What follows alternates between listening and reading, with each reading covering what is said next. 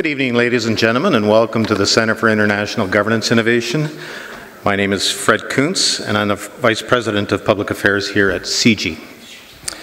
Thanks to everyone here tonight for coming out amid the first real blast of Canadian winter. I congratulate you on your hardiness. I'd also like to thank our public event sponsor, Wordsworth Books, for their ongoing support of the CG Signature Lecture Series. This evening's lecture is also co-sponsored by the Balsley School of International Affairs, and we thank them for their contributions. We also thank everyone who's joining us live online through the CG Live webcast. Following this evening's address, we welcome questions from both audiences here in the auditorium, at the microphones at the ends of the aisles, or through the live chat function on your screen if you're at home. Please remember to state your name and to keep the questions brief. Canada's migrant policies have received heavy criticism in recent days for the treatment of migrants from countries with widespread and persistent intense transmission of the Ebola virus. The fear-based discourse perpetuates a familiar political message, framing migrants as security risks. Tonight, Dr. François Crépeau will speak to us about shifting migrant discourse and policies to help create engaged and empowered migrant communities. Dr. Crépeau will also discuss the progress made toward a comprehensive governance framework for global migration. Here to introduce tonight's speaker, we'll have Suzanne Ilken, Director of the Master of Arts in Global Governance program and Professor at the Balsley School of International Affairs.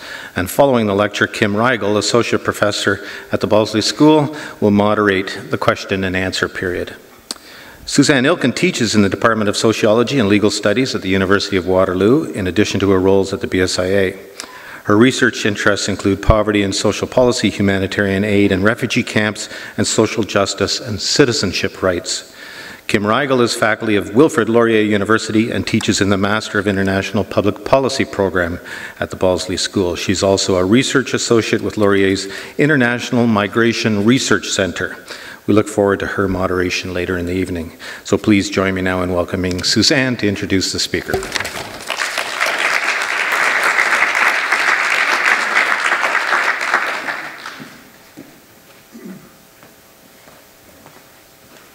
Good evening. Thank you, Fred. Many of us will have heard in the news recently about such recent events as the federal court's decision declaring unconstitutional the Government of Canada's cuts to health care for refugees, or about the growing number of migrants fleeing war and economic hardship and facing hazardous journeys, sometimes death, as they try to cross into Europe. We are very fortunate tonight to have Dr. François Crépeau with us to speak about such issues. Dr. Crépeau is a full professor and is the Hans and Tamar Professor in International Law in the Faculty of Law at McGill University. He is a Fellow of the Royal Society of Canada. He holds diplomas from McGill University, Bordeaux University, and Paris II University.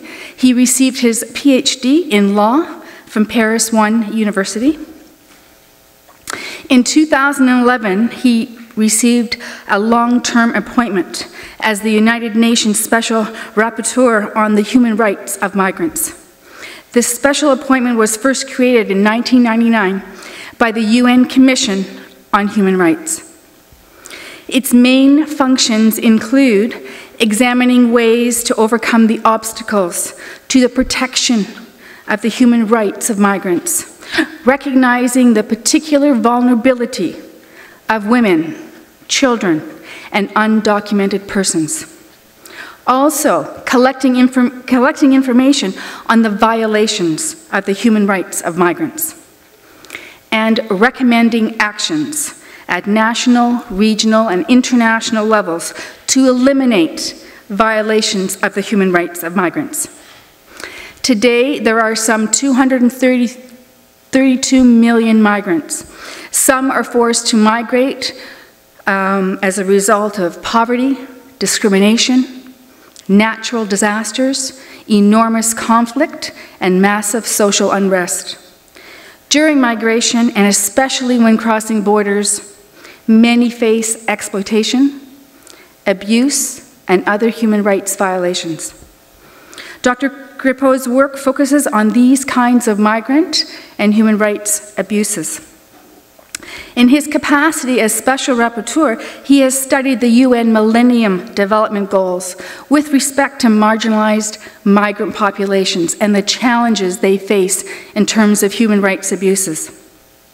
He has also examined the management of the external borders of the European Union and its impact on the human rights of migrants.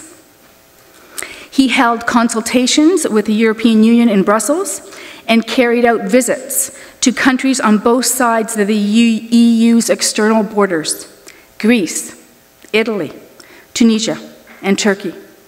In these countries, he visited detention centers, shelters, and other accommodations, as well as observing border crossings. Here, he witnessed inadequate procedures for detention, the detention of children and families, the prison-like conditions, and the criminalization of migrants for an irregular crossing or an attempt.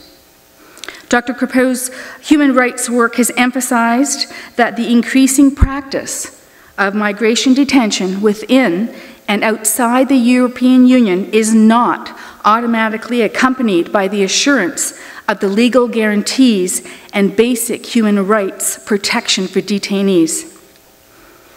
He has called for alternatives to detention, for the necessity to learn from migrants themselves, and for them to form a political constituency, and for the recognition that all migrants are rights holders, such as having the right to health, education, due process within the law, and the right not to be tortured.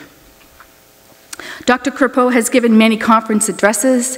He has published numerous articles, books, and reports.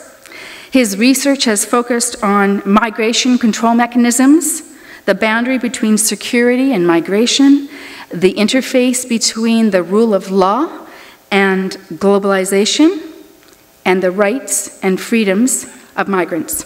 Please join me in welcoming Dr. François Crépeau.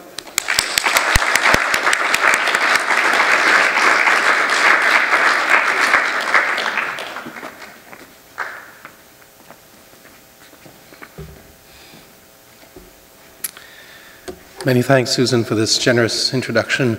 I'd like to thank the organizers, Fred Kuntz in particular, for the invitation. It's a real pleasure to be here with you in this bad weather. Although it's the beginning of winter, it's still nice to see snow. Won't last. You've learned quite a lot of what I do already. I've titled my presentation "Between Myths and Crises, Rethinking Migration Policies." I will guide you through a series of ideas about why we are not thinking properly about migration policies. What are the angles that we're not seeing when we're talking about migration policies? And why the migration policies we are adopting and implementing are certainly in many cases and in many countries missing completely the issue of protecting the human rights of migrants who are in a precarious situation. My UN mandate is about the human rights of migrants, and I'm interested in particular in two categories of migrants who have a very precarious status: undocumented migrants and temporary migrant workers. In both cases, they have either no status or a very precarious status, which creates enormous problems for them to affirm and protect their own human rights.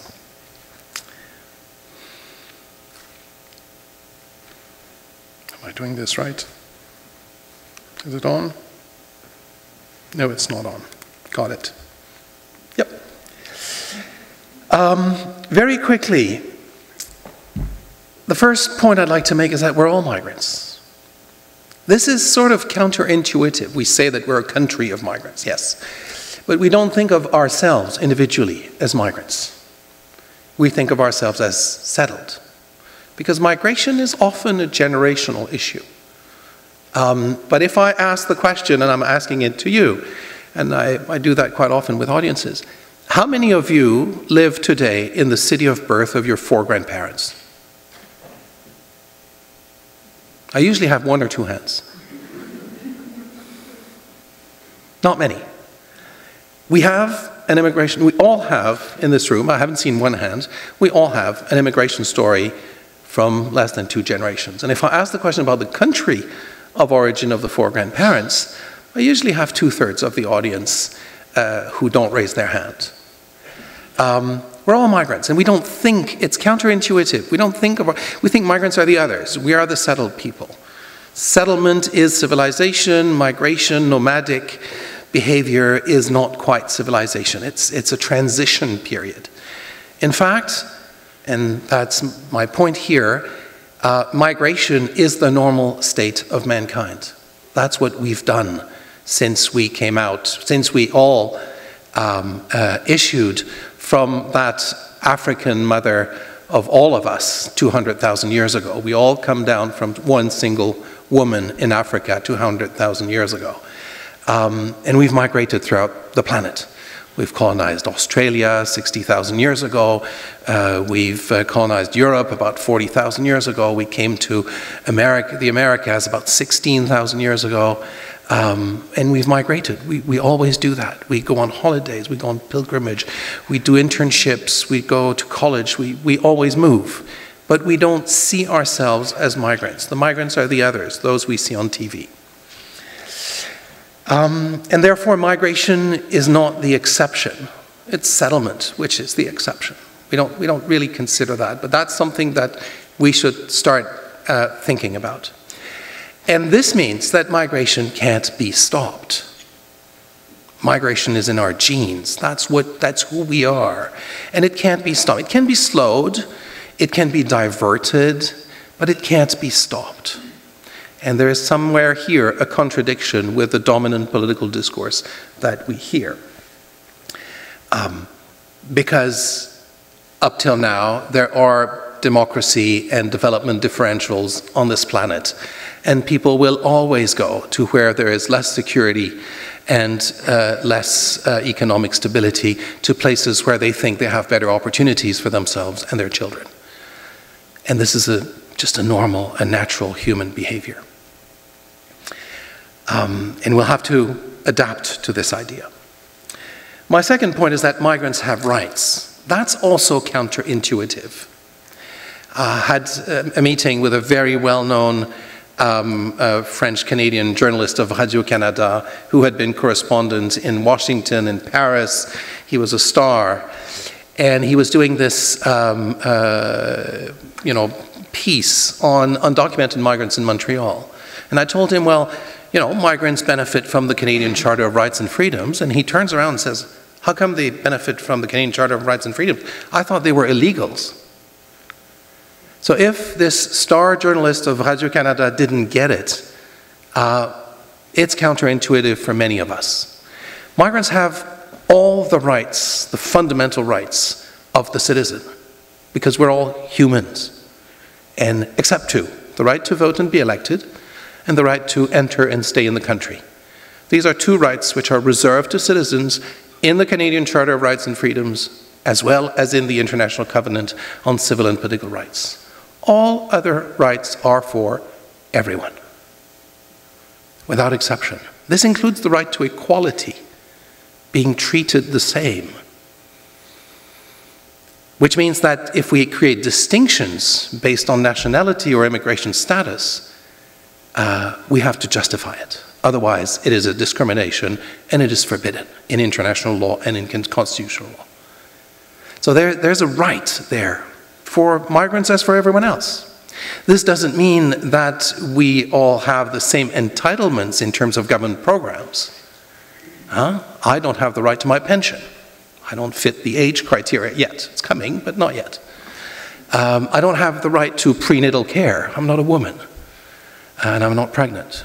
There are criteria for entitlements, government program entitlements.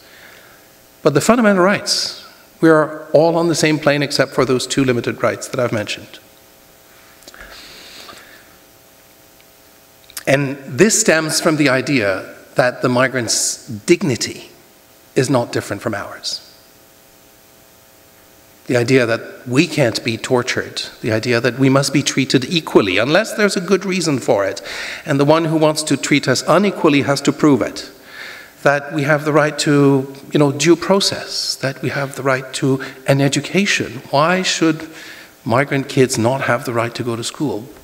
What have they done to be deprived of something which is key to the development they need now for the rest of their lives?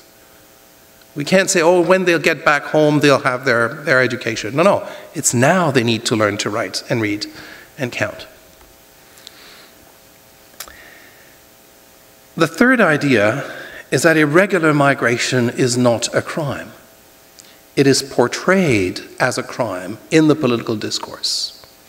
The irregular migrant is criminalized, is presented as part of a criminal activity. It certainly is a violation of an administrative regulation. You're supposed to go through a normal entry point and to present the appropriate documents to enter the country. Or you're supposed to go back home after just before your visa expires. These are the two ways of becoming undocumented. These are administrative regulations. They, should be obeyed. If they're not, there should be a penalty of some kind. But that's not a crime. It's like the difference between, parking where it's not authorized and dangerous driving. Parking where it's not authorized is an administrative violation, and we have to pay a fine for that. Sometimes it's hefty. But dangerous driving is a crime. So there are two different things here. Irregular migration is not a crime. It's not a crime against persons, no one's hurt. It's not a crime against property, nothing's broken. And it's not a crime against security. 99.99% of migrants are not a security risk for states, period. So there's no crime committed. There might be a crime committed on the occasion of an irregular border crossing. That may happen, but that's a specific event. Doesn't make the whole of the irregular migrants criminals. But the criminalization is a tendency. You hear that in the discourse.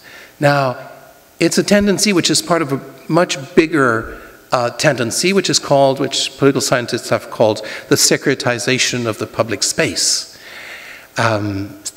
Especially since the oil shocks of the 70s, states have tried to legitimize their action through securitizing.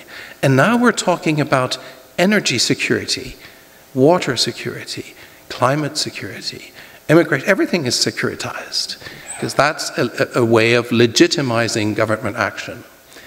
And certainly immigration security has been emphasized, especially already before, but especially after 9/11, when ideas like those are irregular migrants who crossed into the US to wreak havoc. Well, they were not irregular migrants. They had been given visas by the authorities. I mean, they came from Canada, another type of thing. They immigrated from Canada, so they're dangerous. These are fantasies. They came through normal immigration processes, and they were vetted by the American authorities. So this idea of securitization of migration existed since the 90s in Europe, but has been very prominently presented since 9/11. Now, the interesting thing is that criminalization in the discourse doesn't mean that the state is using criminal law against irregular migrants. No. Criminal law has rules of evidence and rules of procedure which are very stringent, including the presumption of innocence. It's much easier to use administrative law, which has much laxer rules of evidence and rules of procedure. And so we can detain people in administrative law much more easily than we can do in criminal law. And so the criminalization of the discourse doesn't correspond to a criminalization in the procedures. And here we see the discrepancy. Here we see where the use of government discretion in order to manage migration has been very important and has been increased in many countries. The government discretion, in particular the discretion of the minister to make decisions about foreigners, individual foreigners, has been vastly expanded. We have to understand also that if migrants come here, or any immigration country, if irregular migrants come, it's because there's a reason. And the reason can come from the push factors, which have been mentioned: poverty, instability at home. But there are also pull factors.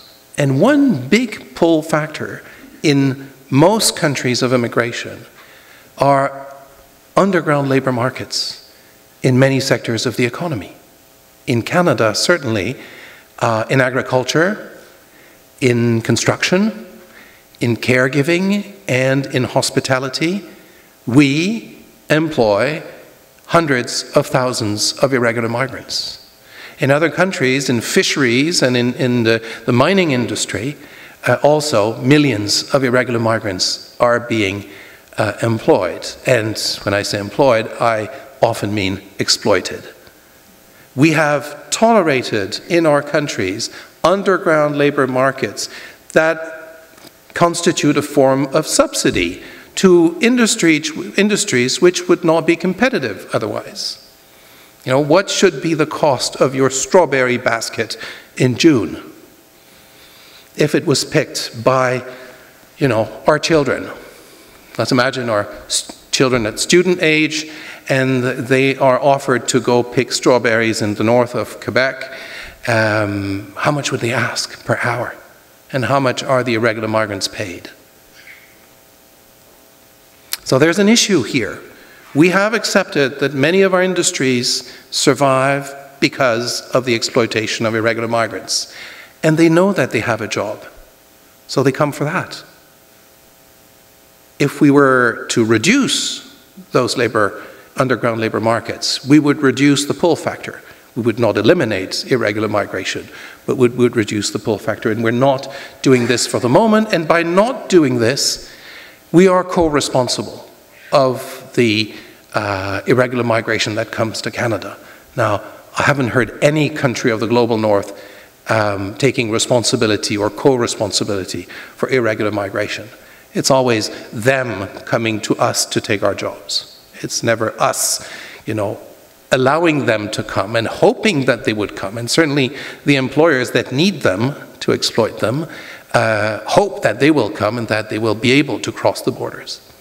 And so when we hear ministers say that they will close the border once and for all and stop this, we know it's not true, because they will have constituents who will come to the office on Saturday and tell them, you can't do this, I need these guys. And that's very important. And in that sense, we're also co-responsible, and that's mostly in Europe, but also in the US, off the coast of Florida, and in Australia, we're co-responsible for death at sea. If we allow deaths at sea to happen, it's because we have decided that putting barriers and pushing these people in the hands of smugglers, of unscrupulous smugglers, is actually a price we're ready to pay in order to make sure that not that many people come, but enough to service those sectors of the economy that need them. So we're co-responsible of those deaths, and I haven't heard any country take ownership for that. If we talk now about the other category I'm interested in, the temporary migrant workers, the temporary migrant workers who come to Canada, Australia, but also to Qatar, and I've visited Qatar as one of my missions.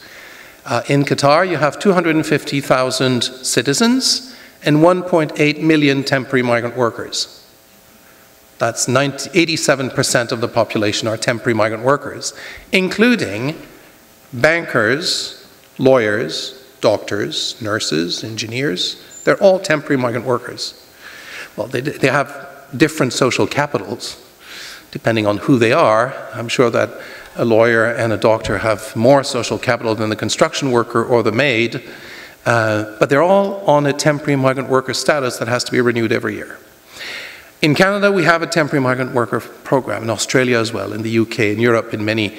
It's a trend all throughout the world, and especially in the global north, to have more and more temporary migrant work in order to provide for needs in the economy, labor needs in the economy, which tend to be permanent. We cope with permanent needs in the economy with temporary labor work. Now, these policies about temporary migrant work, why do we want temporary migrant work?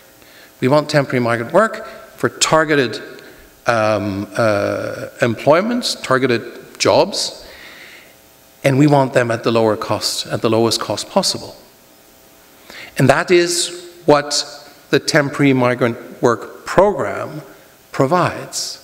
Very often in these sponsorship programs, as they're called, the migrant worker will come and will have a visa and a residence visa and a work permit and a residence permit to work for one person only, for one specified job only. This means that if that person is fired tomorrow, that person loses the work permit and the residence permits and must go home. Now we have to understand that many temporary migrant workers go into huge debt in order to realize this migration project they have for their whole family. They want to come here or to Europe or to Australia, work for a number of years while someone else takes care of their kids, work for a number of years, send money home in order to provide for the kids to go to school and buy the books, etc., build another room to the house. And when they have accumulated enough money, they'll go back home and live with their family. That's the project. If after 1 year they're fired, they haven't been able to send 1 cent home because everything they've been sending was to pay the debt. The intermediaries that have provided them with that job, the recruiters. And they're sent home having not paid their debt, and it's a disaster. It's a disaster for everyone. So what happens? The employers know that, everywhere, Canada and Qatar, everywhere.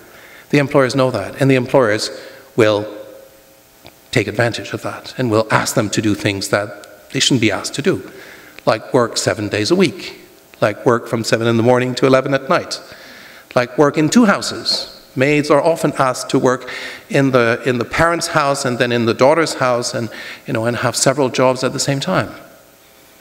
Not being paid for 6 months, not being paid for a year. But what can they do? If they protest, they'll be fired. So they don't protest, they just continue to work and hope that the money will come by at one point. And this happens in the construction industry in Qatar, for example. They wait for a whole year for their salary. So by creating systems like sponsorship systems, we are actually creating a precarious environment in which the migrant worker has no choice but to accept the conditions. And we know that. These people are often in the same situation as industrial workers were at the beginning of the 20th century. It's for this kind of situation that unions were created 150 years ago.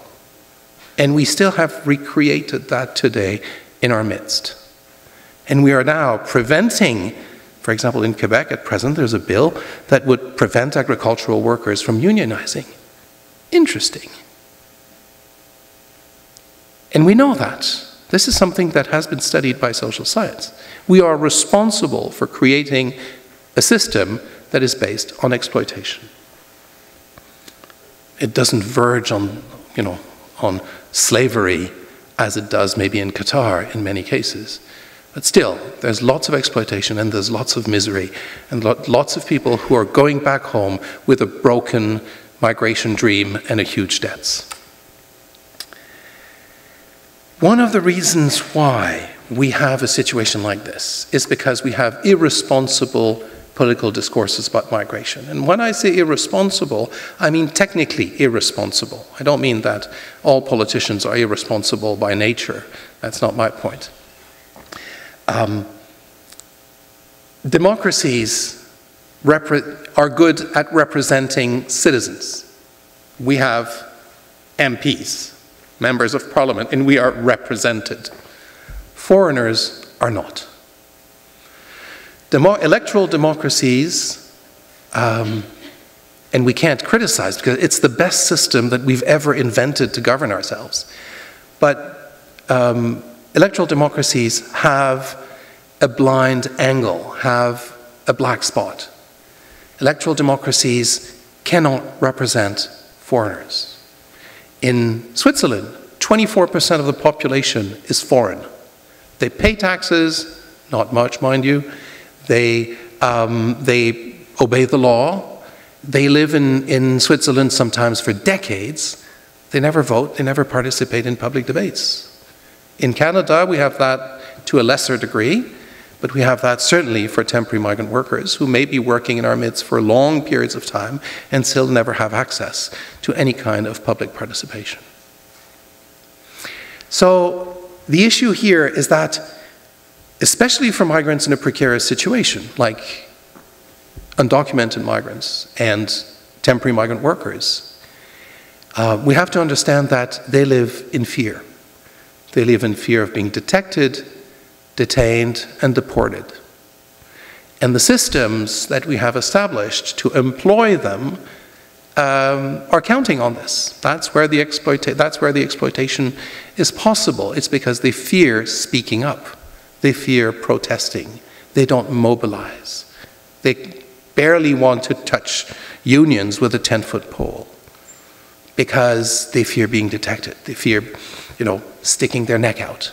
Only when they're desperate will they do that. But very often, the strategy of the migrant is to move on. I haven't been paid for 6 months. Okay, let's forget about it. That was a bad patch. I'll find a new employer and I'll get paid and I'll send money home. That's what they do if they can. And so it is difficult when you don't have access to the political stage to actually defend your rights. What did women do? They fought for the right to vote and be elected and be heard. And then they fought to be members of parties and to make sure that those parties would reflect their interests and their ideas and would take up their issues and present them at the next election and win the election and then implement that. And there was a first minister who was a woman, and there was a first series of policies regarding women. That's what they did. That's what Aboriginals did. That's what gays and lesbians did. That's what persons with disabilities did. They fought for equal citizenship. This is not going to happen for migrants. They're not citizens. They don't vote. Parties don't take up their issues. And that's one problem we have because of the general nationalist populist discourse that we hear about migration and that we've heard for 25 years in Europe, certainly since 9/11 in North America. Migrants are a threat. Migrants are a problem. We need them, but not all of them. This is suspicious. And we have all come as citizens, we have all come to sort of fear some types of migrants. And that nationalist populist discourse is easy to carry for years without contradiction because there's no electorate out there to reward you as a politician if you speak up in favor of migrants. But there is a political base for migrant bashing, and you certainly get points for doing migrant bashing. And that is a problem that all countries face. If you look at Australia, if you look at the UK, if you look at France, policies of left and right towards irregular migration and temporary migrant workers are exactly the same. The Liberals and Labour in Australia, the Tories and Labour in the UK, Emmanuel Valls and Nicolas Sarkozy in France, they do exactly the same thing. Why? Because there's no electoral reward for doing the right thing, because they don't vote. And we citizens don't care, collectively. Yes, churches do a good job, good lawyers will do pro bono work, NGOs, but not one single party that has a chance of governing will take up issues that will risk costing points in the polls. And that's why we use, and that's interesting I find, we use liquid language regarding migrants. We always talk about waves of migration, migration flows. We talk about the trickling of migrants through the border. We talk, some politicians use the hyperbole of tsunamis of migrants, etc. We have to contain the migration. Why? Because a liquid image portrays a mass which is not individualized. It's a threatening mass with no faces, no individualities. It's a big mass. And if we ask to Canadians or other people, for example, are there too many Muslims in this country? They will say, oh yes, there are too many Muslims. Yes, absolutely. Yeah, they are changing our culture. We don't like that. But Mohammed is a good guy. I know him, He's nice. I would like him to stay. Because you have this indeterminate mass that is portrayed as dangerous, as a threat, this fantasy that is presented to us. But when they have specific knowledge of individuals, they discover that these individuals are just like us. They may have a different religion, different skin color, different cooking habits, whatever. But they are, good citizens, taxpayers, parents. They just want the same type of life that we do. So we need to embrace these challenges. And we will have to fight those nationalist, populist discourses that we hear all the time. But it'll be difficult as long as migrants will not be represented. And that's why we might have to think of distinguishing citizenship from nationality. And we might have to think of recognizing people who've lived here a long time as citizens, even though they're not nationals. But if you're a citizen, you have the right to vote. And that's something that we have to think about. It's not for tomorrow. One of the problems we have, and one of the problems I face when I talk about the human rights of migrants, is that I seem to be utterly without traction with a certain kind of audience. And I've discovered why by reading a book, which is Jonathan Haidt's book, The Righteous Mind. And this is social psychology, and I'm not qualified to talk about that, but I'm just telling you what he says, and it makes sense to me, so I share that with you. He says, we make our moral decisions on 6 criteria: care, freedom, fairness, authority, loyalty, sanctity. And he divides the world in 2. The minds that are liberal and the minds that are conservative, not in Canadian political terms, but in political science terms. And he says the liberal mind is usually using the first 3 criteria only: care, freedom, fairness. And that's the human rights discourse. It's a distinctly liberal discourse. We don't use authority, we don't use loyalty, and we don't use sanctity.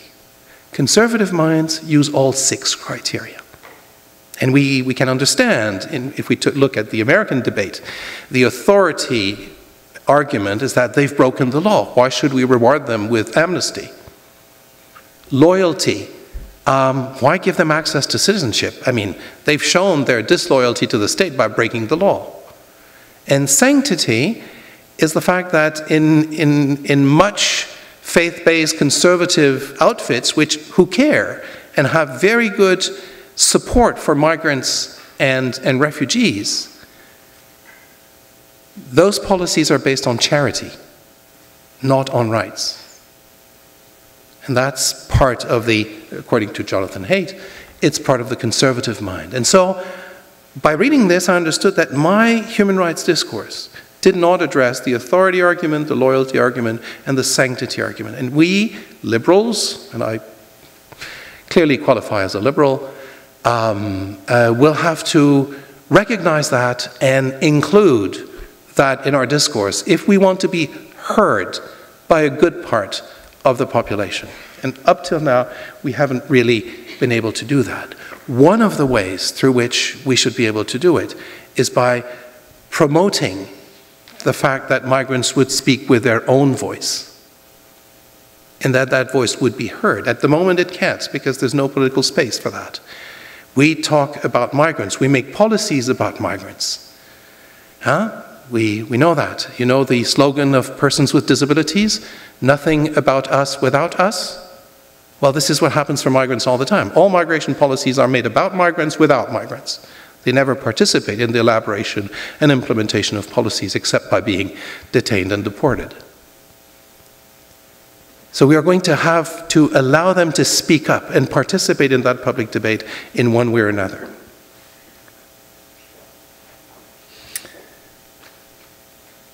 One silver lining, and I'm sorry about this slide, which is full of acronyms, and I had been told not to put acronyms on the slide, but I won't dwell on it too much. One silver lining in that a bit despairing portrayal that I'm making of the situation is that at global level, there seems to be, above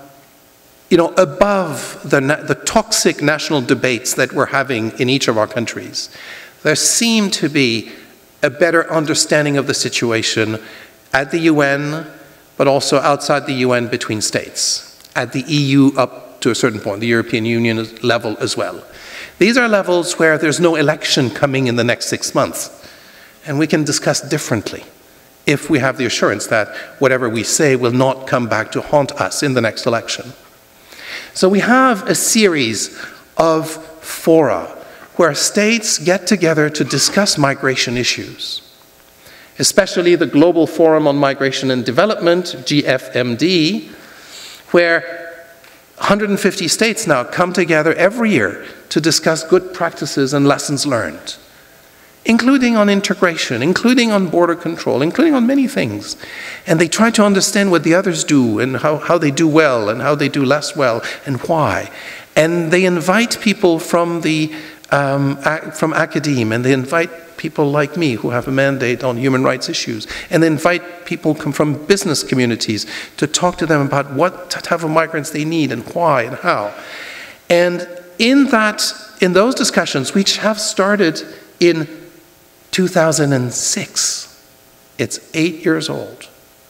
It's very recent. Human rights have crept into those discussions. They started as discussions about economic migration, but human rights has crept into that. And since 2010, at the GFMD, human rights is an essential, an integral part of those discussions. What I find as a silver lining here is that states might be able, at that level, where there's no electoral challenge in the coming months and years, might be able to develop a sophisticated counter-discourse that they will be able to bring down to their political stage and say to the nationalist populist opponent, well, you can continue with your fantasies and your threats, but we have agreed with a number of neighboring states on a policy, and it's going to make sense economically, politically, and at the human rights level. And they might be able to oppose, without losing too many points in the polls, the nationalist, populist fantasies and threats. And so I find that this is somewhat reassuring. There's something that's going to happen. Mind you, I don't think it will change the game in the short term. I fear that this change will be a generational change, that it's our kids who have a different outlook on the world and have a different outlook on diversity, who will be able to implement that. This means that we might have to wait 25 to 30 years. And that's a bit disappointing, I find. But the last point I'd like to make is that the only way to change this, and this is going to take time, is actually to allow, and that's what I was saying before, to allow for the migrant voice to be heard.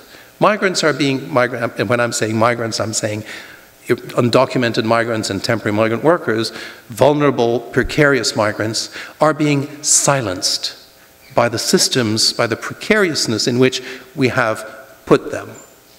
And we have to find ways for them to be able to voice their concerns, to speak up. to protest, to contest decisions taken about them or in their name. Where can that happen?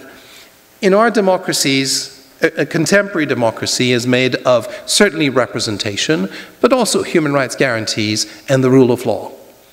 If we can't use representation, well, we have to use human rights guarantees and the rule of law. That's all we have. So, where can the voice of migrants be heard? In the courts. So, courts, administrative tribunals, all these decision-making bodies are very important. Now, we know that access to justice is difficult. It's already difficult for citizens. Legal aid has been cut. Pro bono lawyer programs are always, on the brink of being abolished because there's no money, there's no political will to support that. So access to justice is difficult for citizens already. For migrants who don't speak the language, who don't understand the law, who don't know a lawyer, it's even more difficult. But some good lawyers, some good NGOs, churches are actually doing a good job at connecting people, and they are winning a number of cases. There have been very good decisions by the Canadian Supreme Court, the American Supreme Court, the European Court of Justice, the European Court of Human Rights. The British Supreme Court has been excellent on many issues to tell the government, you can't do this. One example is that British Supreme Court decision, House of Lords, which told the British government that they could not put government agents at Prague airport to prevent Czech citizens who looked Roma to board the plane towards London. The government defended that decision, which is utter discrimination, racial discrimination, defended that decision up to the Supreme Court. They thought they could get away with it. And the Supreme Court was very scathing on that. So courts can do that because they don't have electoral pressure. The other level are national human rights institutions. Human rights commissions, ombudspersons, defensor del pueblo, all these institutions that are there to investigate, to document discrimination. They have had difficulty touching migration issues because it's controversial, because it's linked to territorial sovereignty. They hesitated. The Quebec Human Rights Commission was created in 1975. Its first report on immigration was 2011. It took them almost 40 years to get there. But now they have a good report on temporary migrant worker programs. And they said they should be completely transformed. And both Quebec government and federal government were not happy. But I think that's a good point. At least this commission did the right thing for that. And I've seen that in other countries as well.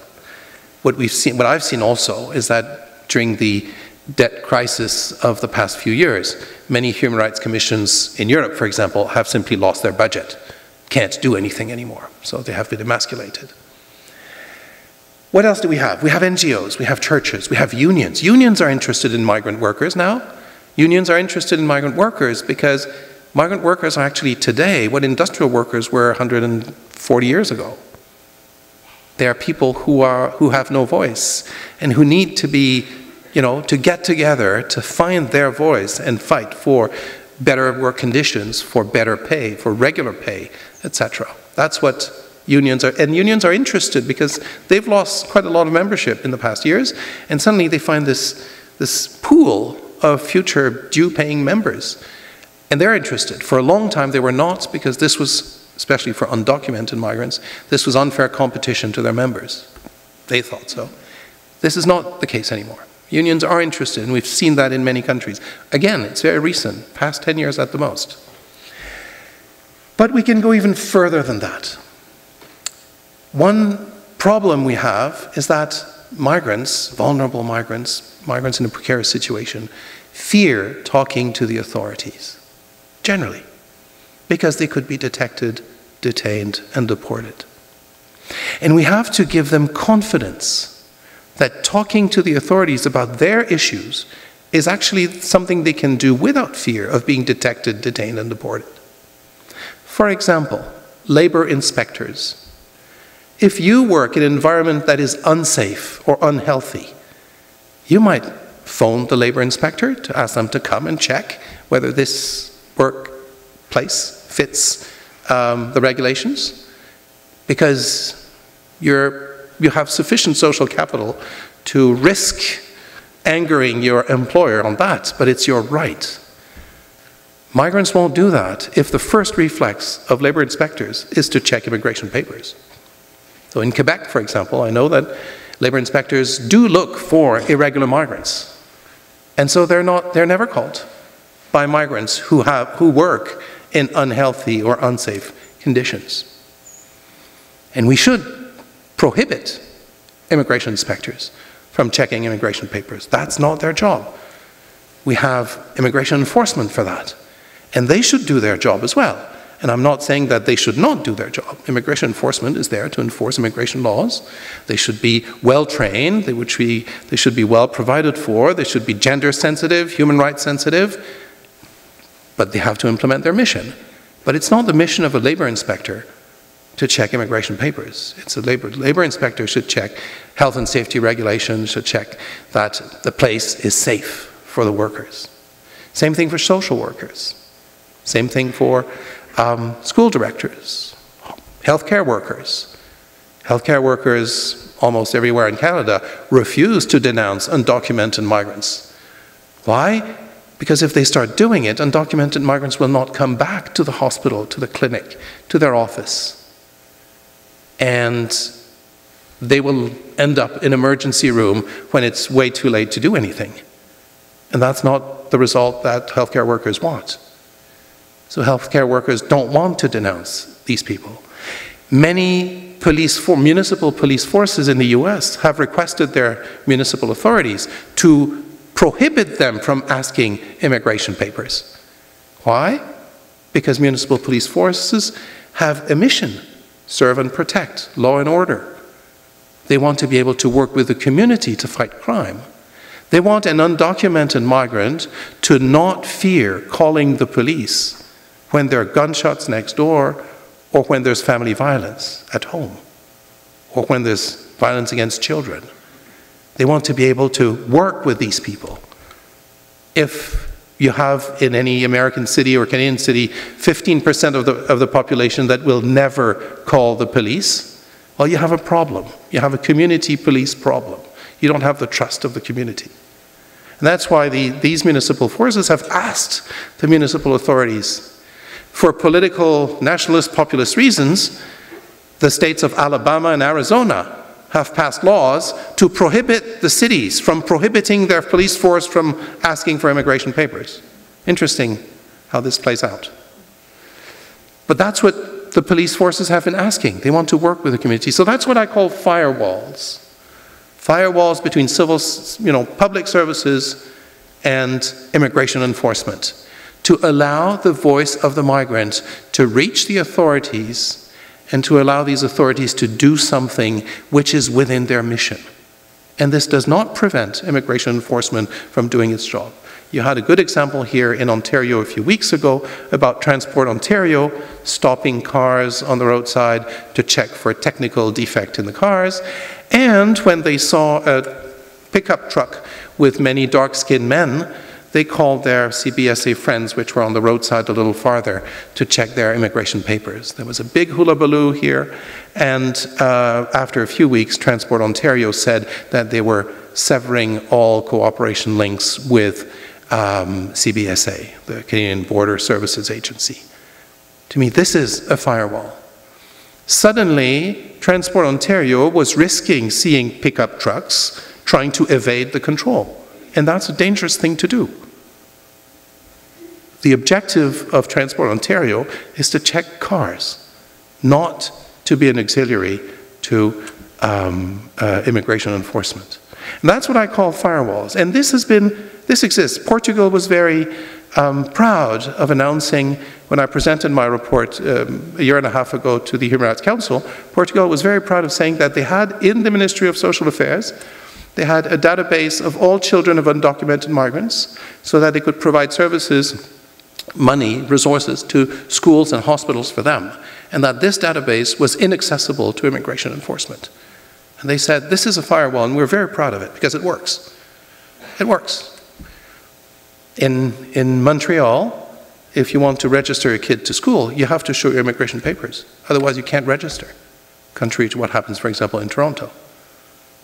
So we probably have several hundreds of kids in Montreal who don't go to school because the parents don't know how to get their kids to school. And we also know that some directors don't apply the rule and don't ask for immigration papers. So you also have that, which is an interesting element. The whole point here is that migrants, like any one of us, should be empowered to exercise their rights. It doesn't mean that they have the right to stay. It doesn't mean that they're protected from deportation. It simply means that they have rights way beyond deportation. Migrant kids should be able to go to school. Maybe there will be a deportation order at one point, but that's not a school problem. That's an immigration problem. Let immigration deal with it. So the empowerment, the capacity to speak up for your own rights, which is the only thing that has ever worked. Rights have never been granted to us by anyone else. Women know that. Aboriginals know that. Gays and lesbians know that. They have had to fight for their rights by themselves and speak up, get out of the closet and speak up and fight for that every day. And still we have sexist stereotypes and we have anti-gay stereotypes. But this is a fight of every day. But if you don't have a voice anywhere, it's not going to happen. No one's going to help you. So if we want the migrants to be able to affirm their rights without denying state territorial sovereignty, we need to empower them. And that's what I call sometimes the idea of local citizenship. You've heard that New York City has decided to provide ID cards to all the residents of New York City, whatever their immigration status. As long as you're a resident, you have this ID card, which provides you with a series of services, allows you to obtain a number of things. This is what I call local citizenship, and that's where I think we are going to have to, at one point, distinguish between nationality and citizenship, and recognize that you could be a citizen of a country without being a national of a country, and that the two are not necessarily the same. And I'll leave you with that thought. Thank you very much.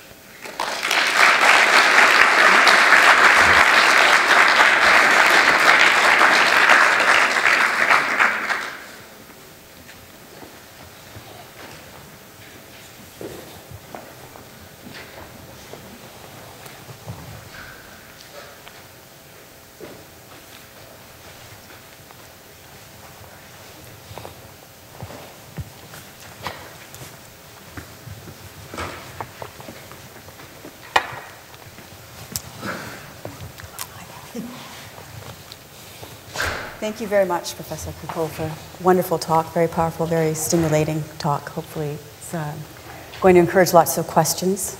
Hopefully. Yes. We're going to take questions from audience members at the two microphones on the side in just a few minutes, and we're also going to be taking questions from Twitter. We've been broadcasting this webcast as well, so we'll be having those come in. But perhaps I can ask a few questions just to kick things off and get us started. First of all, one of the things I wanted to say is just it's really wonderful to have somebody in your stature, in an official position as Special Rapporteur, speaking in the language of human rights, speaking about migration in the language of human rights. I think that's really rare. We don't hear that enough, and so it's really wonderful to have that. And, you know, we're just much more inundated, I think, when we hear media reports every day about migration as a security threat, whether it's the spread of disease, whether it's taking jobs away from nationals, whether it's the threat of terrorism. And as you pointed out, governments really play off of that in terms of nationalist populist discourse. And they've, as you've mentioned, present migration quite often as a security threat that needs to be stopped. And as you've also pointed out, I think, in your talk, one of the things we really see is that this security framework, it actually really forces migrants into more precarious modes, more into, you know, creating the very problem which they're supposed to be preventing, irregular migration. It fuels an economy of smuggling.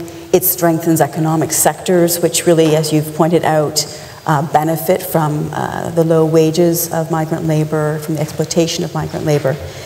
And so I guess the question that I want to ask you. I mean, it seems at so many levels that this security approach to migration is fundamentally at odds with the human rights framework.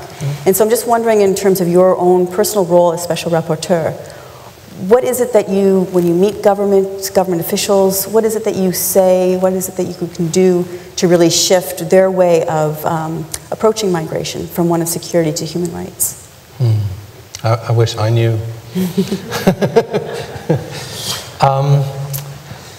I mean, that's where the limitations of the human rights discourse hit.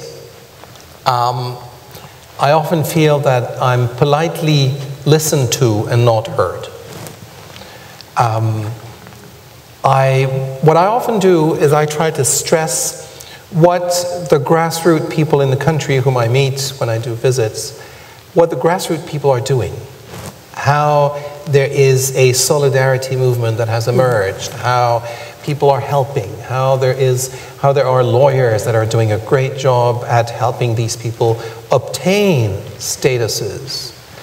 So not all of those people who are without status are not able to obtain a status. They simply don't have the social capital to access anyone who can help them to obtain that status. And so I'm trying to stress the fact that national human rights institutions in the country are doing a good job, trying to do inquiries, trying to protect some people, trying to, for example, ombudspersons will negotiate with administrations for placing the kids in schools, for obtaining this and that. So there's lots of goodwill and lots of work that is already being done at grassroots level. And I'm trying to stress that, to show them that this is who they are too. It's not simply the anti-immigration discourse that we hear very often. And I'm telling them that the type of recommendations I make, because I make recommendations to government, are there to help them, and I tell them that I'm available for technical cooperation afterwards if they need help implementing. But I also tell them that this report that I will make about the country and its difficulties and the recommendations I make will be taken up by civil society in the country. I mean, civil society, 1, 2, 3 years after my report, will ask the minister, well, 3 years ago the special rapporteur said that. What happened since then? Why didn't you do anything? International organizations will tell the government about my report. It's not simply my report. It's my report, the several reports by the treaty bodies, like the Human Rights Committee or the Committee on the Rights of the Child. We all feed into each other's language and discourse. I quote what the Committee on the Rights of the Child has said about Greece in my report to Greece, and the Committee on the Rights of the Child 3 years later will quote what I've said on how children are treated in Greece. So we feed and we create a counter discourse that is carried also by local NGOs, by international NGOs, by advocates everywhere. So that is, I think, something that they're sensitive to. Very often what I found is that people in ministerial positions are not racist. Some of them may be, but as a whole they're not racist. They would like to do the right thing, but not at the cost of the next election. So if we provide them with tools, with a language, with ideas that could help them do the right thing and win the next election, it's a win-win situation. I haven't found that equation yet, really.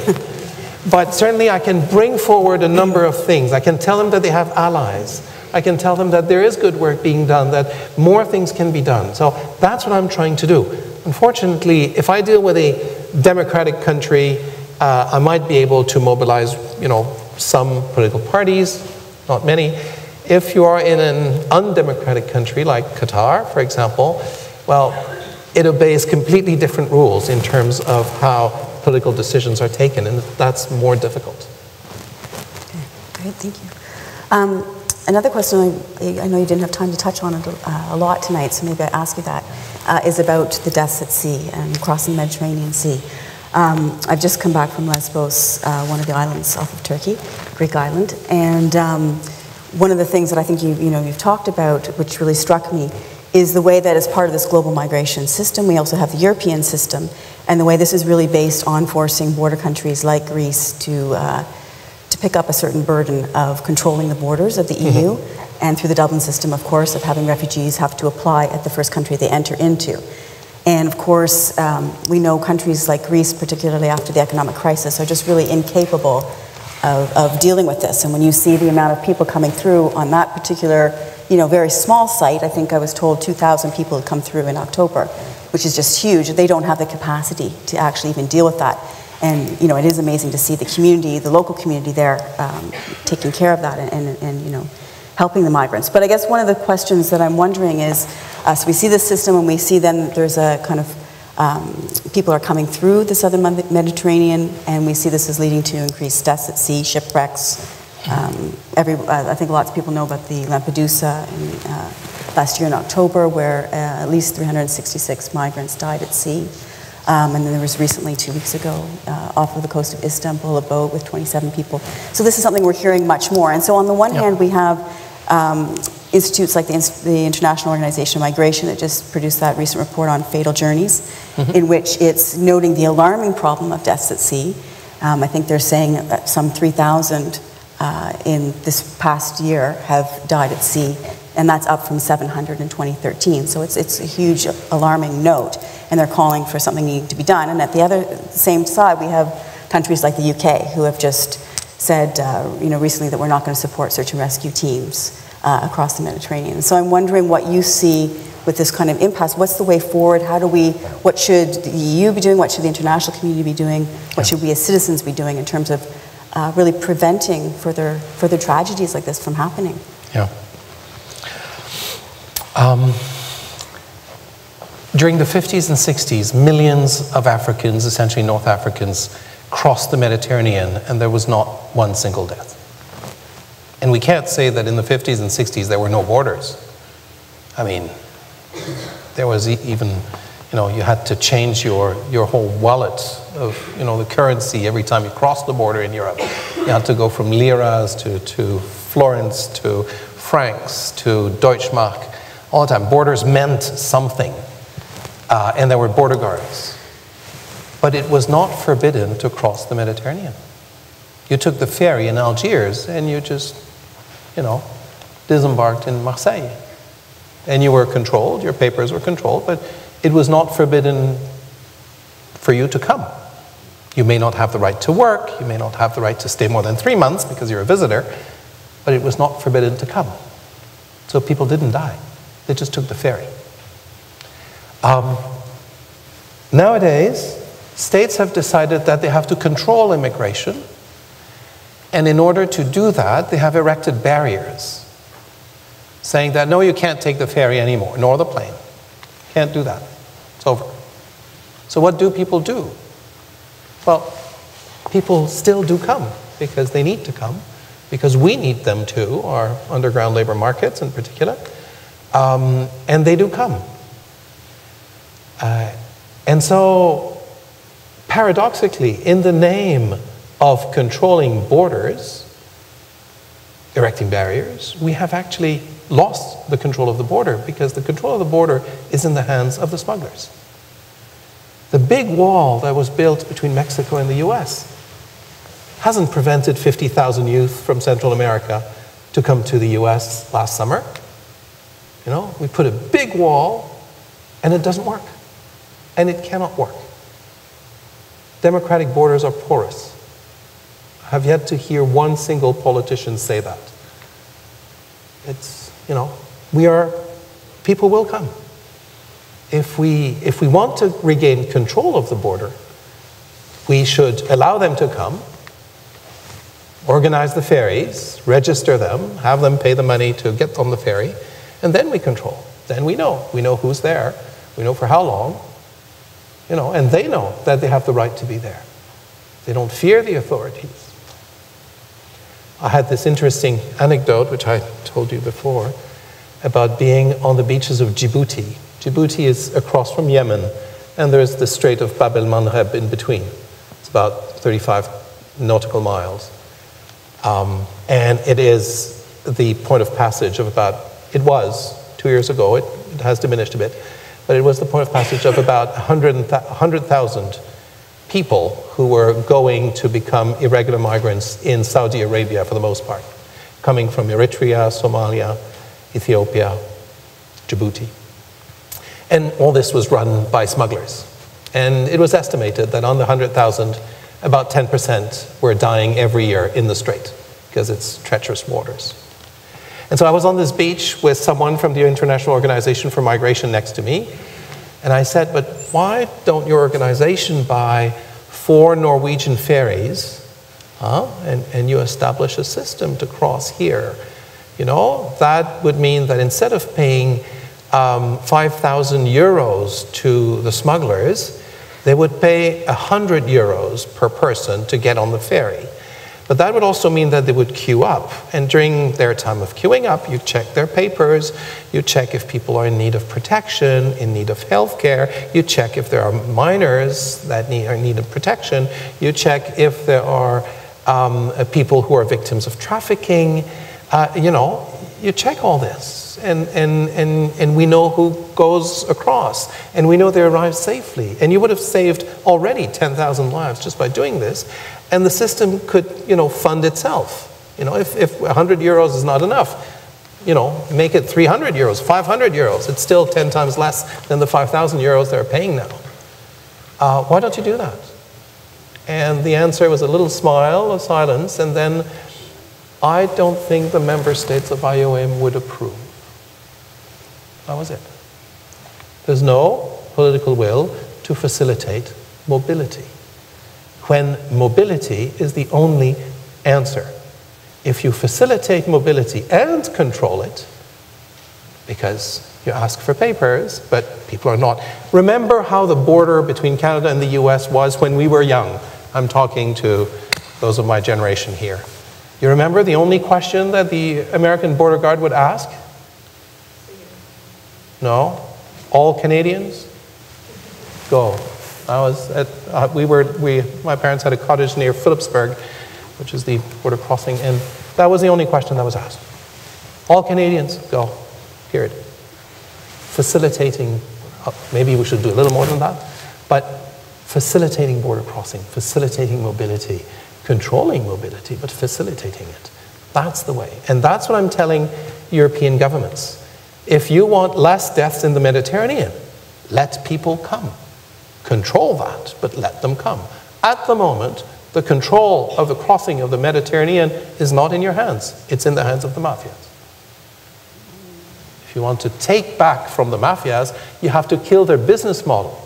And their business model is founded on the barrier that you've erected. Take away the barrier, the whole business model crumbles. And you take back the control of the passage.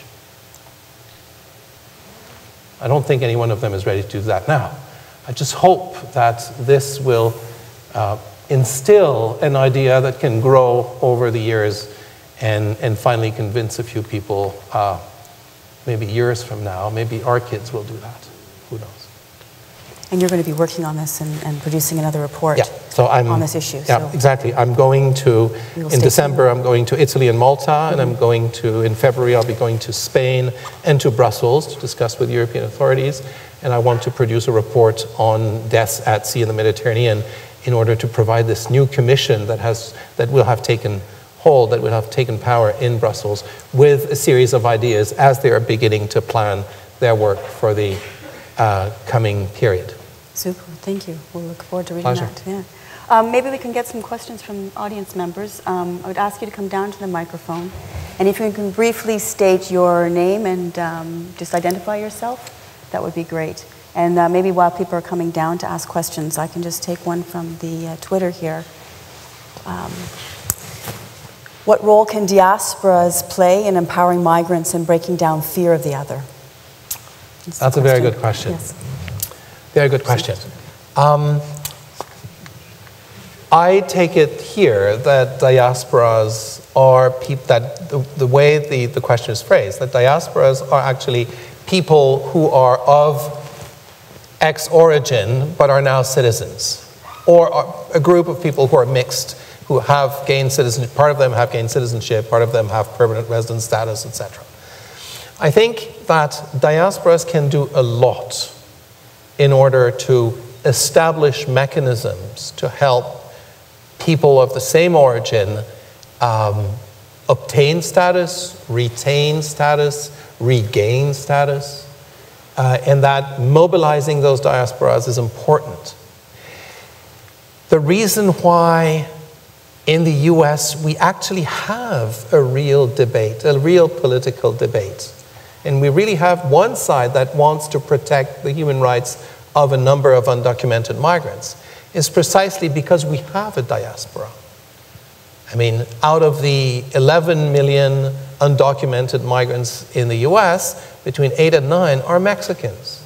And you have a huge Mexican-American community that has citizenship and votes, and they have senators and representatives, and they are a huge community, and they care, and their vote is at stake. And so that's why I think the Democrats, the Democratic Party in the US, is courting this vote and is trying to change things, and the Obama announcement of tonight that you are missing, and I'm missing, is important. But that's because there is a diaspora, because there is a community that cares, and there's a community that votes and whose vote politicians are courting. We don't really have that in Canada. We don't have this sizable one diaspora that dominates. We have many diasporas which probably do not have electoral size or electoral importance enough. But diasporas can do a lot, and I think mobilizing them and working with them in order to solve the issues of people of the same origin would be an extremely important thing if we could get rid of the portrayal of irregular migrants as being a threat or something that we should get rid of. Thank you. Take a question from the audience, yes? Yep. Hi, my name's Cheta Mainwaring. I'm an assistant professor at UW and here at Balsillie. And thank you for your talk. It was very interesting. I was wondering about, you talked about how national governments, politicians see this cost associated with giving migrant rights, and how migrant bashing has become a way to win elections, and the importance of electoral pressure in this whole process. So I wondered, as well as thinking about change at the international level and the national level, how we change things at the grassroots and local level so that kind of rhetoric isn't so effective.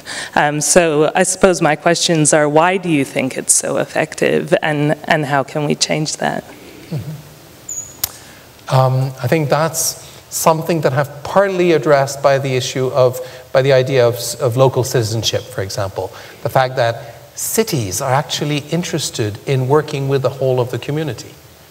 And generally, cities are where migrants are. Migrants are not in rural communities, not much. They may be, but not much. Migrants go to cities, mostly, because that's where there is a network that could exist for them, and that's where the employment opportunities are. Cities could be, to me, are the place where we can create goodwill towards migrants. That's where it's that level of political debate which is very close to the communities, where people actually understand what migration is, because their neighbor is in dire straits and they like the neighbor. Or because the sister of the people they work with every day wants to come to Canada and is in a country at war, and your coworker can't bring her in. And so you're sensitive to her plight, to the plight of your coworker. So you understand at close range what these issues are, and you suddenly identify. They're not otherized by being portrayed as problems and threats, and because you haven't met them. Very often when you see anti-Muslim reactions, like in Quebec, the famous charter of Hérouville in 2006, well, that was a village that had never seen a Muslim in its whole existence. And they had this fantasy of veiled women, being a problem. This, at city level, this often doesn't happen. And I think if we can push our city officials, for example, in Toronto, the school board that decided no, don't ask, don't tell, to me, that's the right level. We're talking about people who meet the kids in the school boards, people who meet the parents, and people who are at grassroots level. That is, I think, a place where cities could play a much bigger role, and where associations of cities, associations of mayors could play a much bigger role in pushing their national governments to change their stance. Pleasure. Great. Maybe as we're waiting for other questions, I'll take one more from Twitter. Yeah. Very topical. Do you think Obama's executive action on immigration was the right course of action, or does acting unilaterally threaten a possible future consensus? And this is from Jeff from Waterloo. Yeah. Thank you, Jeff, for the question. Do you have an answer to that question? I don't think anyone has an answer to that question. I think President Obama sees, well, from what I observe, and I have no more insight than you have in this room, and Jeff, who's probably looked at the Obama address of tonight. I mean, I think Obama sees that as part of his legacy. It certainly is going to anger the Republican Party, and we're hearing of lawsuits and all sorts of reactions. Is it going to threaten a possible future consensus? I think the word that strikes me here is possible. Is there any consensus possible? At present, there doesn't seem, I mean, every consensus has been sort of explored in the past 3-4 years, and nothing has come out. I tend to be in line with the New York Times in their editorial this morning, which says, let's do something about it and see what happens. That would be he's going to do something about it. It'll help 4 to 5 million people. That's a huge number. People who will not have to, not take the metro or the subway in the morning in order not to be asked for their papers when they exit the metro. People who will try not to go out at night too late, because if they're singled out on the sidewalk, they might be asked for their papers. People who live in fear. I think that freeing from fear 5 million people and allowing them to pursue their activities, which many of them, the Dreamers in particular, they've only known the US as their country. That's the country they've always lived. They came to the US age 3, age 6, that's their country. If we free them from the fear and allow them to, deploy their potential for the greater benefit of the American economy and culture, I think that will be a great legacy in itself.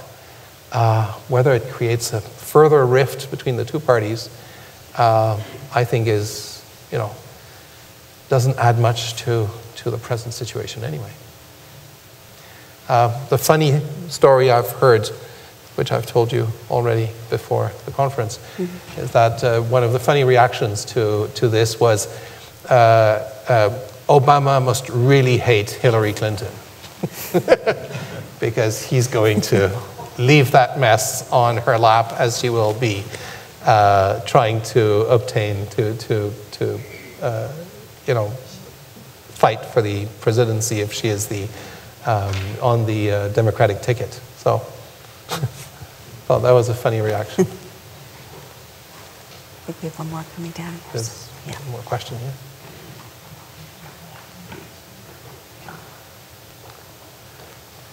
Hi, my name is Carol. I'm a retired history teacher, and I get confused about this whole immigration issue in that Canada is a huge empty country, and we aren't even replacing ourselves with our birth rate. We're dependent on immigration. We're also a country living next door to the USA that resents being the little brother. If we're going to, compete, we need to have people.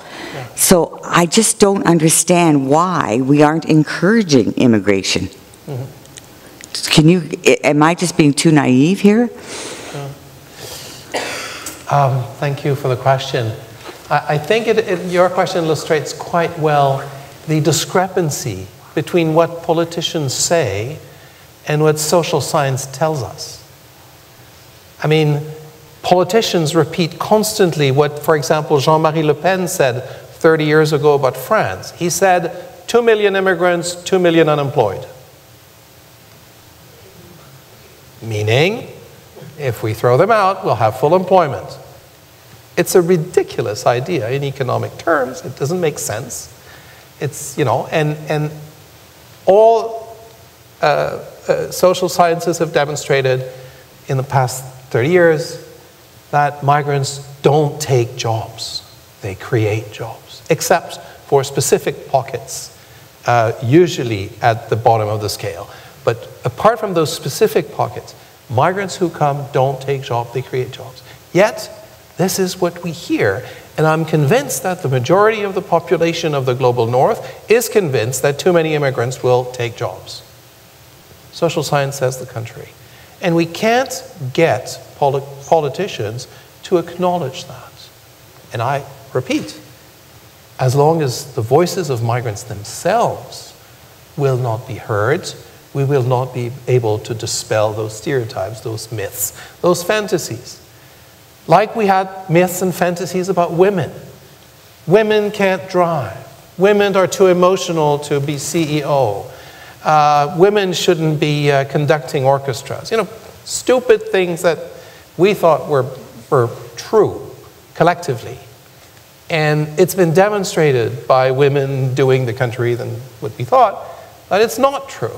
And if we don't do the same type of process, not allow the migrants to speak for themselves and show for themselves what they're capable of, those myths, those fantasies will remain. Because those myths, those threats, those fantasies are electorally paying for the politicians who use them. They win points at the polls every time they utter the threats, the fantasies, and it's difficult to get a rational debate when the first persons concerned are not even debating with us at the table. We won't change the myths and the fantasies if migrants don't come forward.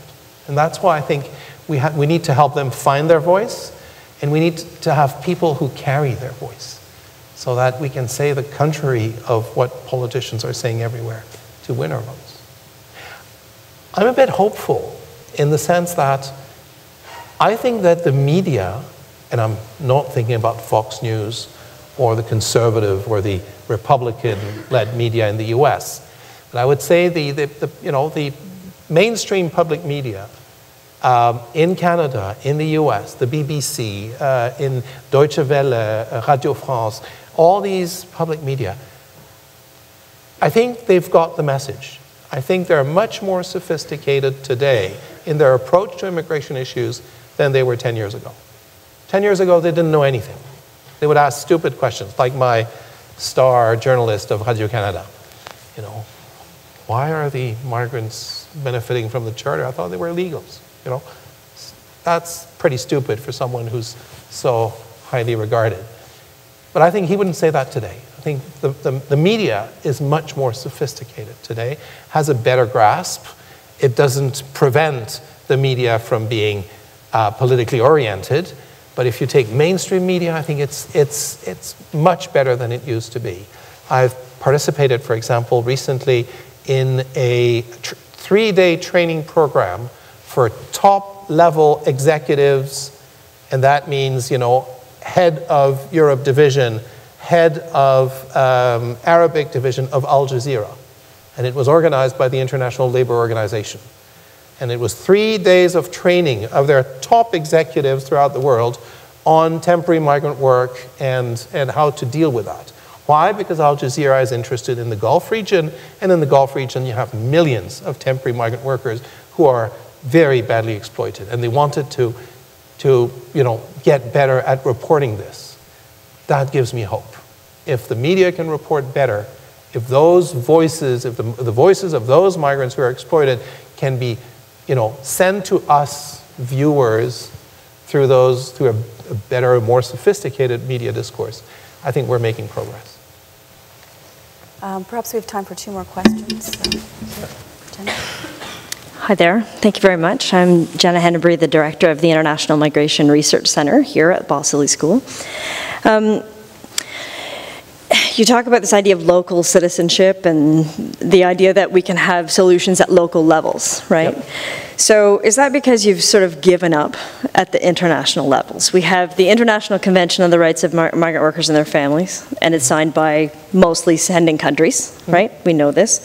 We have mechanisms at national levels and at provincial levels, such as Supreme Courts, that have done things like not upheld the rights of migrant workers to be able to unionize in Ontario in agriculture.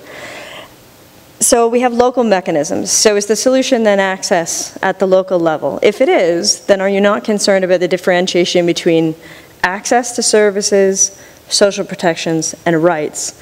And what does that mean for actually grave exploitation and actually solving that piece of the puzzle? Thanks. Thank you very much. That's a complicated question. Yeah, but that's okay. I mean, I haven't given up at all. I've told you that there's a silver lining at international level. I think that states at top level, ministerial level and high level civil servant level, they understand that they have a problem, that they haven't been able to find the discourse, the type of discourse that will allow them to answer the issues and win the elections. And they have to find something, because the nationalist populist parties and movements have dominated the agenda for 30 years, and it's enough. We need to find a counter discourse that actually works politically. And I think that at international level, this is what is being slowly built. That bits and pieces of discourse that states could agree upon would make sense, and that they could draw from there into their national political debate. So I think that's an important piece of the puzzle.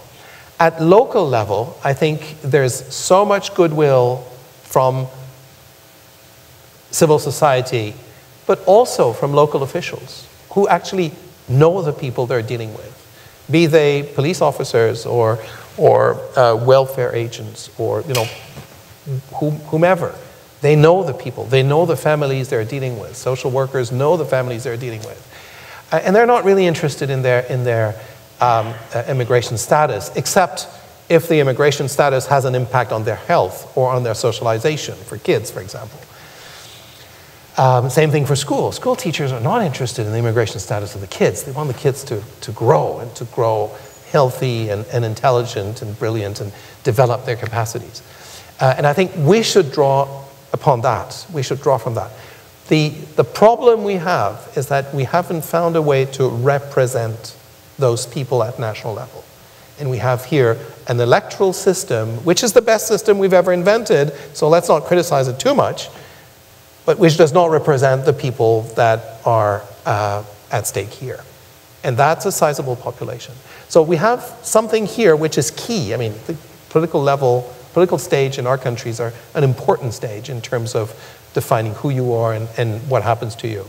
But we need to attack it from the top, from the bottom, and try to create a form of citizenship. And I'm very happy about the initiative of New York City and Mayor de Blasio. I think that's exactly the kind of message that local politicians, mind you, New York is a big local place, local politicians can send to national politicians saying, you have a problem with immigration? I don't. They're part of my community. They bring, ideas, creativity. I don't care whether they have the right to be here or not. That's not my problem. You want to make a problem of it, your problem. I'm working with everyone who is in my community. I think that type of message is extremely positive. It encourages a lot of civil society initiatives. It allows them to flourish. And this is the kind of thing that might work. Mind you, when I was in Greece, because of the debt crisis, I've met numerous local civil society organizations and National Human Rights Institution, the Human Rights Commission of Greece, and none of them had any budget anymore. They all functioned as volunteers, which meant that they had very few hours because they still had to feed their family. So they had very few hours to dedicate. So probably 2/3 of the NGO network that helped migrants in Greece had disappeared in the debt crisis. And when you have that, well, you don't have the tools at local level to do anything. So those who were doing something at grassroots level in Greece when I was there were mostly international NGOs whose money would be funneled into Greece, or international organizations. So outsiders. And that's problematic. Great, thank you. Thank you very much. My name is Maysa Mustafa. I'm a PhD student at Balsil School. I will shift the discussion a bit and consider another category of migrants who are the refugees. My question is, if in order to protect the human rights of refugees and stateless people, I was thinking about your suggestion of empowerment of migrants and give them the agency to have voice. How can we apply that to refugees? I think for refugees, and especially for the Syrians in Turkey, Lebanon, Jordan, the Eritreans in many countries bordering the Mediterranean, and many Central Americans as well who are victims of violence. I think we need to reinstate major refugee resettlement programs, to send them the message that we can and we will resettle them, like we did for the Indo-Chinese. We sent out a message of hope for the Indo-Chinese, mind you, after several years, but we still did it at the Paris agreements in 79, 80. And we sent a message of hope. And we told them, okay, you can line up here and we'll take, millions of you. And that's what we did. There are at present, I think, 3 million Syrians in Turkey, Lebanon, and Jordan. And I don't see why Australia plus New Zealand plus 28 European countries plus Canada plus the US would not announce that they're taking 1 or 2 million refugees in the next 5 years. If you divide this by 5 years and you divide this by 28 European countries plus Australia, New Zealand, Canada, and the US, it's not that, and you proportionately to the population, it's not that many people. We can do it. It means mobilizing resources, for sure. But these people, those refugees, when you see how Indo-Chinese have settled in Canada, and when you see their kids in our universities succeeding at studies, etc., you tell yourself, these are perfect citizens. That's exactly what we want. And I don't see why, Syrian refugees or Eritrean refugees would not do the same, would not strive as well. But we have to send a message of hope. If we don't do that, let's try to put ourselves in their shoes. You are a couple, you have 2 daughters, or a daughter and a son. They, when you left Syria 3 years ago, they were 12 and 14. They're now 15 and 17. It's their formative years. They haven't been to school for 3 years, or barely. You want to provide them with a future, and you know that if you wait another 3 years, it's over. 6 years without school when you're a teenager, it's over. You won't be back to school. You'll have to do something else. What do you do as parents? Well, you pay a smuggler. I would bet my shirt that this is what the majority of us in this room would do if we were in the shoes of those parents. We'd pay a smuggler, and it's absolutely normal. If it's the only way to get to a proper school for our kids, that's what you do. So, if we want to avoid this, because we're putting these people in the hands of the smugglers, we're creating the market for the smugglers and for the exploitation and for the death at sea. If we want to avoid that, and we want to send a message of hope, we have to kill the business model, I've told it, but you have to, do as we did for the Indo-Chinese who were in the camps in Hong Kong or Thailand. You open an office, you line up people, you take names, and you select with UNHCR the people who are most in need and able to resettle. You resettle families, you resettle people with disabilities, you resettle, you try to, and you do that in partnership with other countries. And in that way, you reduce considerably the flow of, and you see I use liquid language myself, the flow of irregular migrants, and you reduce considerably the dangers of crossing seas, etc. Because people will line up. They will wait for another 6 months if they know that there's a door that opens. And as long as there's no doors, they will find the opening through their own means. And I think we should do that today. We should not wait. I find the debate in Canada that's been going on for weeks about how many dozens of Syrian refugees we've accepted ridiculous. It's not a dozen or 6 dozens of refugees that count. Sweden, with a population of 9 million, I think now, has taken 30,000 Syrian refugees. And we're arguing as to whether we've filled our quota of 1,300. You know, I think we are way, way off the mark. We should do a much, much better job. And I think that the European Union has a leadership role that it's not taken yet. Sweden has shown the way. Germany has followed. I think Germany has accepted 20,000 Syrians now. So they show the way ahead. And I'm sure that they hoped that other European countries would follow suit, and it's not happened. And so we are failing morally and politically on that count, and we are going to pay the price. But before we are going to pay the price, those people are going to pay the price, and that's a tragedy. Professor Crépeau, thank you so much for sharing your, your expertise and experience and empathy with us tonight at CG and Balsillie School of International Affairs. Please join me in a warm welcome. Thank you.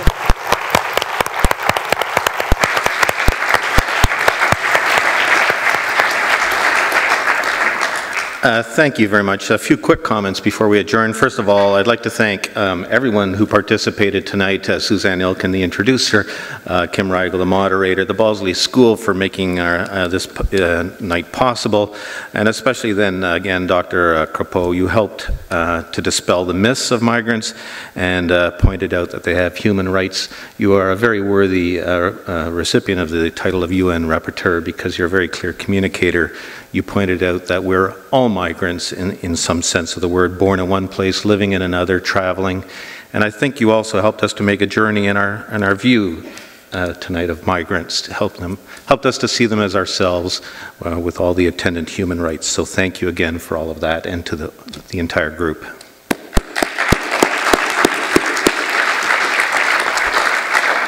The video of this evening's webcast will be posted to the CG website, and we'll have a blog there where you can also post your own comments if you like. And in the coming weeks, we invite you to join us for 2 more public events here in the auditorium. On Thursday, November 27th, we welcome you to join us for our next signature lecture titled Violence and Remembrance, What Memorializing Our Historical Heroes and Victims Tells Us About Who We Are Now. And the speaker is Ed Linenthal. He's the editor of the Journal of American History and a professor of history at Indiana University. And on December 9th, we'll be screening Our Man in Tehran. This is part of our CG Cinema series, and this 2013 film documents the events leading up to the 1979 Iranian hostage crisis and details of the rescue. Think of it as the true version of the Hollywood film Argo. So be sure to register online for our events newsletter to receive information on all of our upcoming events. Thank you for coming to CG tonight. Please mind the snow and the ice and have a safe journey home.